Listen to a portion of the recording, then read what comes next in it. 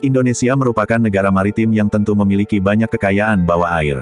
Seperti halnya benda-benda berupa keramik, emas batangan, uang logam, guci, gerabah, piring, gelas, mangkok dan patung dari kapal karam. Dinukil dari National Geographic setidaknya terdapat 7 kapal kuno yang tenggelam di perairan Indonesia bagian barat, terutama Selat Malaka pada abad 17 sampai abad ke-20. Sebut saja kapal Diana asal Inggris, kapal Texing dan Turiang asal China, kapal Nassau dan Geldenalsen dari Belanda, kapal Don Duarte de Guerra asal Portugis, serta kapal Ashigara dari Jepang. Ini belum termasuk kapal-kapal dagang abad 3 hingga 15. Sementara itu, pada tahun 1986, dunia digemparkan dengan peristiwa penemuan 100 batang emas dan 20.000 keramik dinasti Ming dan Qing dari kapal VOC Geldenalsen yang karam di perairan Kepulauan Riau pada Januari tahun 1751. Penemu harta karun tersebut adalah Michael Hatcher, yaitu warga Australia, yang menyebut dirinya sebagai arkeolog maritim. Hatcher merupakan salah satu pemburu kapal yang dapat menemukan lokasi kapal karam berdasarkan catatan perjalanan. Cerita petualangan dan temuan Hatcher itu dipublikasikan oleh Hamish Hamilton Ltd dalam The Nanking Cargo 1987. Nanking Cargo adalah sebutan kargo kapal VOC Geldenalsen yang berisi barang-barang berharga hasil transaksi perdagangan VOC. Tentunya yang paling terkejut atas penemuan Hatcher ini adalah pemerintah Indonesia. Bagaimana tidak, barang-barang yang dilelang Hatcher di Balai Lelang Belanda, Christie, senilai 15 juta dolar AS waktu itu, pemerintah Indonesia merasa kecolongan lantaran Hatcher mengambil harta karun secara ilegal atau tidak seizin pemerintah. Presiden Soeharto bahkan saat itu sudah ikut memberikan perhatian dan lantas menugasi Menlu Mochtar Kusumaatmadja untuk menyelesaikan.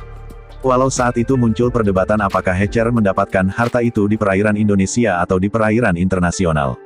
Juru bicara Kementerian Luar Negeri Belanda, T.B. Ukos, menyatakan De Geldermalsen ditemukan di perairan internasional.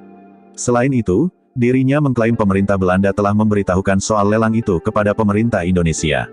T.B. Ukos juga menyampaikan jika Belanda merupakan pewaris yang sah dari kongsi dagang VOC. Sementara itu, pihak pemerintah Indonesia tak ingin lagi kehilangan harta karun bawah airnya. Karena itu mereka berupaya menyosialisasikan perlindungan temuan bawah air kepada pemerintah daerah dan masyarakat pesisir. Karena benda-benda peninggalan bawah air ini tidak sekadar mempunyai nilai ekonomis, melainkan juga nilai edukatif dan pelestarian.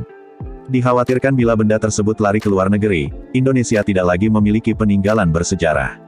Benda-benda tersebut memang diam, tetapi mereka bisa memberikan informasi tentang sejarah perdagangan antar negara melalui laut, teknologi, pembuatan benda, budaya, dan kemajuan suatu negara atau kerajaan. Benda-benda peninggalan bawah air Indonesia tersebut juga termasuk benda cagar budaya yang dilindungi Undang-Undang Nomor 5 Tahun 1992 tentang Benda Cagar Budaya. Sementara itu Profesor Pierre-Yves Manguin, arkeolog maritim asal Prancis menyatakan penemuan itu merupakan gambaran Indonesia merupakan sebuah bangsa yang membangun politik dan ekonomi melalui maritim. Pierre-Yves mengatakan bahwa, dari temuan-temuan yang mengisahkan sejarah dan budaya bangsa-bangsa pelaut, pemerintah Indonesia seharusnya belajar arti penting laut bagi perkembangan sebuah bangsa, bukan malah menganaktirikan laut, katanya. Dari kejadian tersebut, maka pemerintah harus mengambil langkah tegas dan nyata demi mengamankan harta-harta karun bawah air Indonesia.